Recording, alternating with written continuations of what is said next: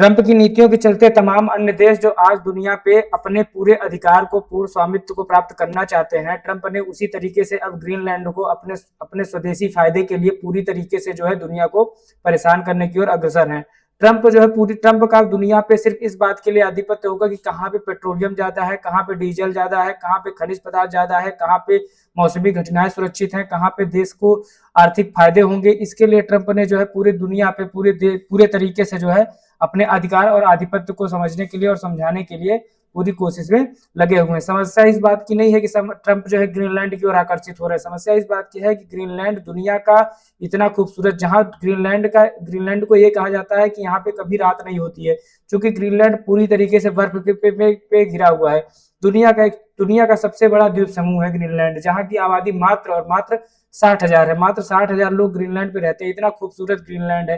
लेकिन ट्रंप की सारी नीतियां, सारे चोचलेबाजी सिर्फ इस बात पर निर्भर है कि हम दुनिया को इस आधार पर ग्रहण करेंगे कि हमारा अपना फायदा है कि नहीं है। दुनिया के लगभग पेट्रोलियम पदार्थों में ग्रीनलैंड इतना प्रचुर मात्रा में वहां पे पेट्रोलियम पदार्थ, खनिज और अतिरिक्त मात्रा में जो है पेट्रोलियम के लिए जो है वहां पे ऑयल बैरल्स के लिए जो है ट्रंप पूरी तरीके से जो है अमेरिका के अपने प्रभावशाली नीतियों के कारण ग्रीनलैंड को अपनी ओर आकर्षित कर रहे हैं। ठीक है, ग्रीनलैंड वर्ल्ड का सबसे बड़ा, दुनिया का सबसे बड़ा जो है द्वीप समूह भी माना जाता है। आज के प्रेजेंट टाइम में अमेरिका से जो है ग्रीनलैंड दूर इसलिए होता जा रहा है क्योंकि अमेरिका का पूरी तरीके से विस्तारवादी नीतियों के कारण, जिस तरीके से विस्तारवादी नीतियां अमेरिका अपना रहा है, आने वाले समय में जल्द ही वो दुनिया के अविश्वास पात्र देश के रूप में वो विकसित होगा। पूरे विश्व में अमेरिका की प्रतिष्ठा एक आदर्श लोकतंत्र के लिए थी। आज के समय में दुनिया में अमेरिका जो है आदर्श लोकतंत्र के लिए जाना जाता था, पर वर्तमान स्थिति यह है कि ट्रंप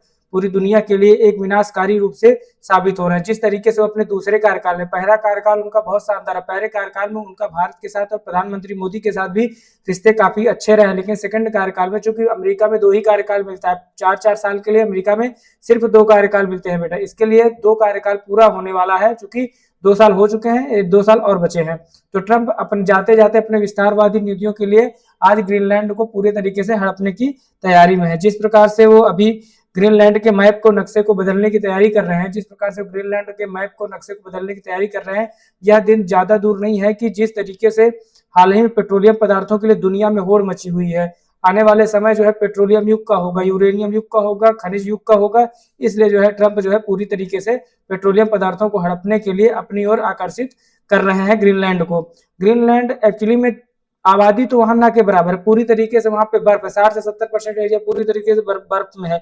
लेकिन अमेरिका पर डोनाल्ड ट्रंप का रवैया पूरी तरीके से जो है एक हद तक पूरे तरीके से सुरक्षित नहीं है। ग्रीनलैंड के मामले में बताया जाता है कि अमेरिकी महानता सिर्फ इस बात पे नहीं निर्भर करती है कि आप दुनिया के किसी देश को हड़प लेंगे, अमेरिकी महानता इस बात पे निर्भर करती है कि आप अपने से अगल बगल देशों को कितना सुरक्षित महसूस करा पा रहे हैं। अपने बगल वाले देश को अगर आप सुरक्षित करा पा रहे हैं, दुनिया को सुरक्षित करा पा रहे हैं, तो आप अपने लिए, देश के लिए, दुनिया के लिए महत्वपूर्ण साबित हो सकते हैं। सिर्फ इसी जिस तरीके से टैरिफ ट्रंप की एक विस्तारवादी नीति में टैरिफ योजना चल रही है, आने वाले समय में यह विनाशकारी साबित होगी।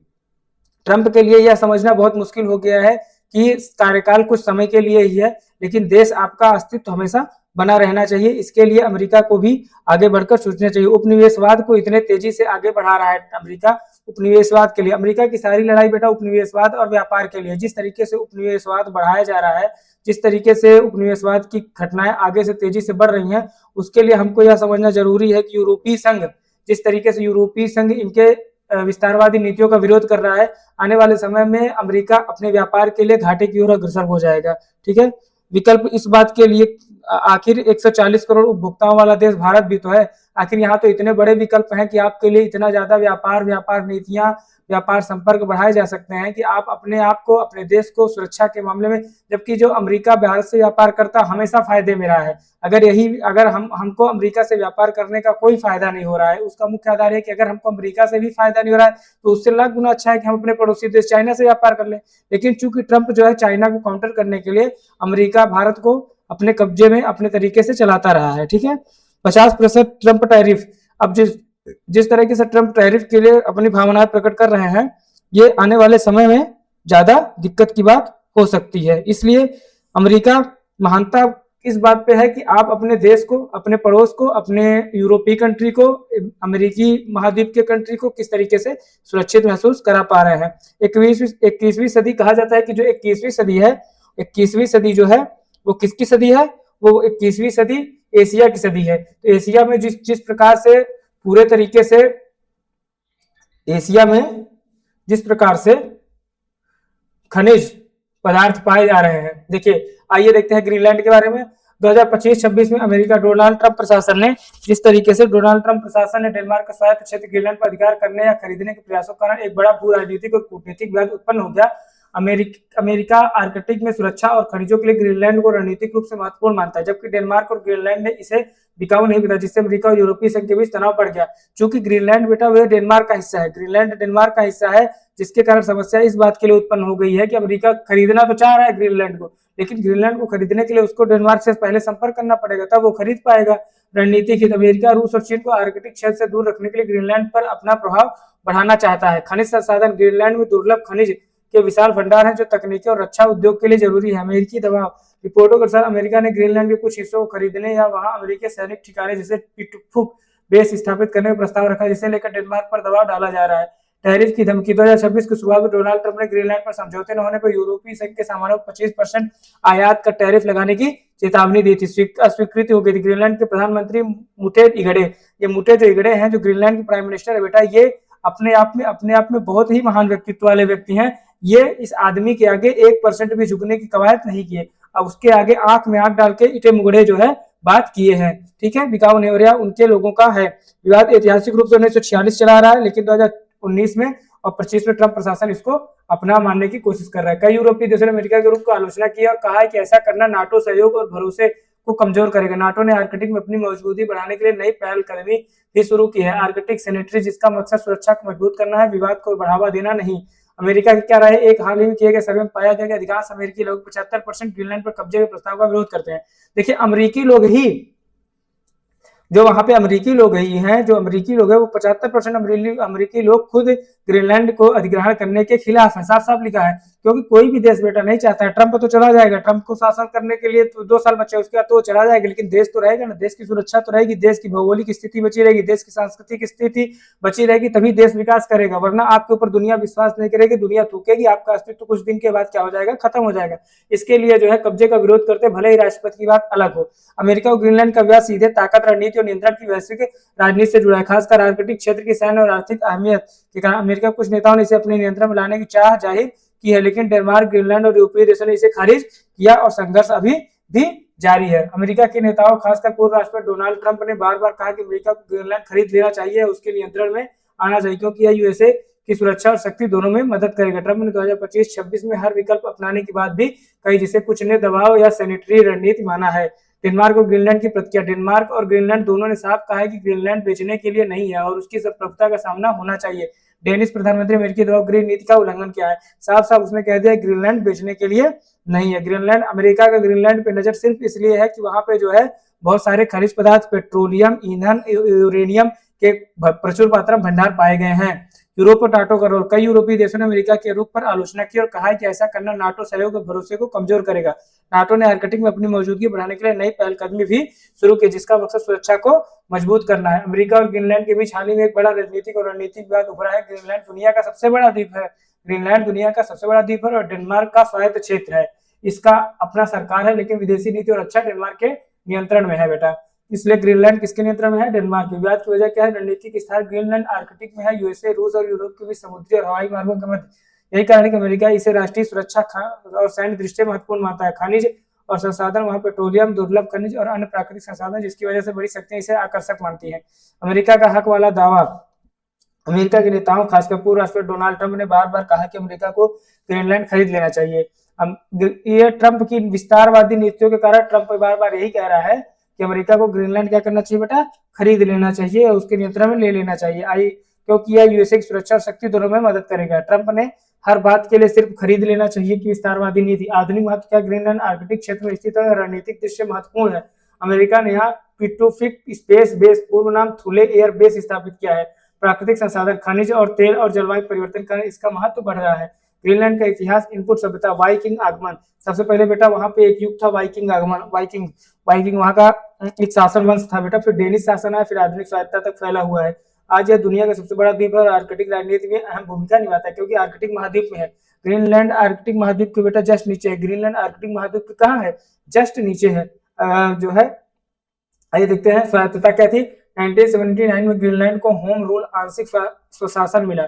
2009 में इसे और अधिक स्वायत्तता मिली, जिससे स्थानीय सरकार को आधुनिक अधिकार मिले। आधुनिक महत्व, ग्रीनलैंड आर्कटिक क्षेत्र में स्थित है और रणनीतिक दृष्टि से महत्वपूर्ण है। अमेरिका ने यहाँ पे Pacific space base, Thule air base भी स्थापित किया। प्राकृतिक संसाधन और जलवायु परिवर्तन इसका महत्वपूर्ण हिस्सा रहा है। देखिए वाइकिंग युग बेटा कब था?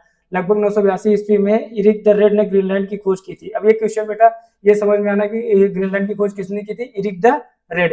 ग्रीनलैंड की खोज किसने की थी? इरिक द रेड ने ग्रीनलैंड की खोज की थी। इरिक द रेड ने, उन्होंने इसका नाम ग्रीनलैंड रखा ताकि लोग यहाँ बसने के लिए आकर्षित हो। नॉर्स लोगों ने यहाँ बस्तियां बसाई, लेकिन 1400 के आसपास ये बस्तियां समाप्त हो गई, संभवतः ठंड और संसाधनों की कमी के कारण। डेनमार्क का शासन, 1721 में डेनमार्क ने ग्रीनलैंड पर आधिकारिक नियंत्रण स्थापित किया। ग्रीनलैंड कई सदियों तक डेनमार्क का उपनिवेश रहा। 1953 में इसे डेनमार्क का आधिकारिक हिस्सा घोषित किया गया। 1979 में ग्रीनलैंड को होम रूल आंशिक स्वशासन मिला। आंशिक स्वशासन कब मिला बेटा? 1979 में। देख रहे हैं ग्रीनलैंड की सुंदरता कितना खूबसूरत है। प्राचीन काल से ग्रीनलैंड में सबसे पहले इनपुट समुदाय के लोग इनुइट, ग्रीनलैंड में सबसे पहले बेटा इनुइट समुदाय के लोग कौन थे? इनुइट समुदाय के लोग रहते थे। ये लोग शिकार और मछली पकड़ने पर निर्भर थे। कठोर ठंड और बर्फीले वातावरण रहने की विशेष तकनीक विकसित की। वाइकिंग जो युग था।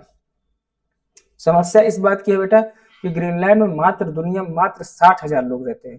दुनिया का सबसे बड़े महाद्वीप में मात्र 60,000 लोग रहते हैं। आप समझ लीजिए कि न के बराबर यहाँ जनसंख्या रहती है। देखिए ये अपना ग्रीनलैंड, इसके बगल में इधर कनाडा है, ये आपका ग्रीनलैंड सी है, ये डेनमार्क है बेटा जिसका इस पे आधिपत्य है। ये देखिए पूरे तरीके से आपका मैप में दिखाया गया। ये देखिए कितना खूबसूरत सा एरिया है जहाँ पे ये पूरा आर्कटिक सर्कल, ये देखिए आर्कटिक सागर पे ये पूरा बसा हुआ है ग्रीनलैंड बेटा। कहाँ बसा हुआ है? आर्कटिक सागर में पूरा ग्रीनलैंड बसा हुआ है। ठीक है, Greenland located between the Arctic ocean and the north Atlantic ocean. North Atlantic ocean और आर्कटिक ओशन के बीच में कौन बसा है? ये आपका ग्रीनलैंड सुंदर सा बसा हुआ है। देखिए ये सुंदर सा ग्रीनलैंड है ये बेटा, शानदार। ये ग्रीनलैंड सी है, ये देखिए ग्रीनलैंड सी है, पूरा ग्रीनलैंड है। ये आइसलैंड है, इधर देखिए नॉर्वेजियन सी है, ये स्वीडन है, ये नॉर्वे है, ये डेनमार्क यही है बेटा, इसी का यहाँ पे कब्जा, इसी डेनमार्क का यहाँ पे कब्जा है। फिर यहाँ पे यूनाइटेड किंगडम है, इधर आयरलैंड है, इधर जर्मनी है, इधर पोलैंड है। यूरोपियन कंट्री है बेटा, पूरी कौन कंट्री है? यूरोपियन कंट्री है। ठीक है, ये देखिए सुंदर सा दृश्य, ये पूरा ग्रीनलैंड है। यहाँ पे देखिए बर्फ ही बर्फ है चारों तरफ, सिर्फ बर्फ वही बर्फ है। ठीक है, क्योंकि बर्फ से ये घिरा हुआ। ग्रीनलैंड विवाद जो है वो इस पे है। आपको हमने पूरा ग्रीनलैंड विवाद के बारे में समझाने की कोशिश की है।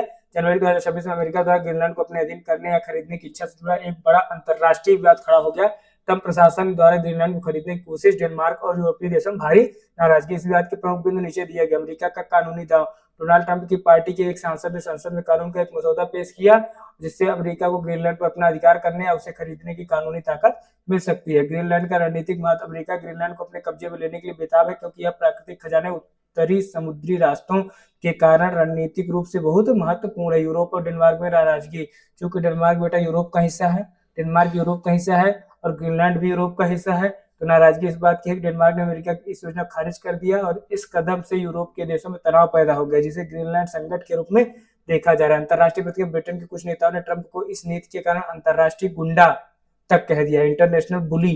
अब ट्रंप दुनिया में सिर्फ इसी नाम से बेटा फेमस भी है कि उनको जो है इंटरनेशनल बुली कहा जाता है। क्या कहा जाता है? इंटरनेशनल बुली। चीन रूस की चिंता, इस विवाद के बीच रूस और चीन ने जहां भी अमेरिका हाथ फैलाएगा वहां रूस चीन उनका 100% विरोध करेगा। जहां अमेरिका हाथ फैलाएगा वहां रूस चीन विरोध करता है, क्योंकि वो रूस और चाइना भी अमेरिका के पक्ष में कभी नहीं खड़ा होना चाहता, क्योंकि वो भी चाहता है कि जिस तरीके से ये विस्तार कर रहा है, जिस तरीके से इसकी एआई टेक्नोलॉजी, जिस तरीके से टेक्नोलॉजी पे काम कर रहा है, आने वाले समय में उनको भी दिक्कत है। ट्रेड वार का डर, इस विवाद के चलते अमेरिका और यूरोपीय संघ के बीच ट्रेड वार, व्यापार का युद्ध बढ़ गया जिसमें एक प्रवेश टैरिफ लगाए जाने की चेतावनी भी शामिल कर दी गई है। ठीक है, तो ग्रीनलैंड विवाद जो है आपको समझाया गया है पूरा A to Z। ये यूपीपीसीएस या यूपीएससी किसी भी एग्जाम के लिए भी आपके लिए लाभदायक होगा। थैंक यू, धन्यवाद।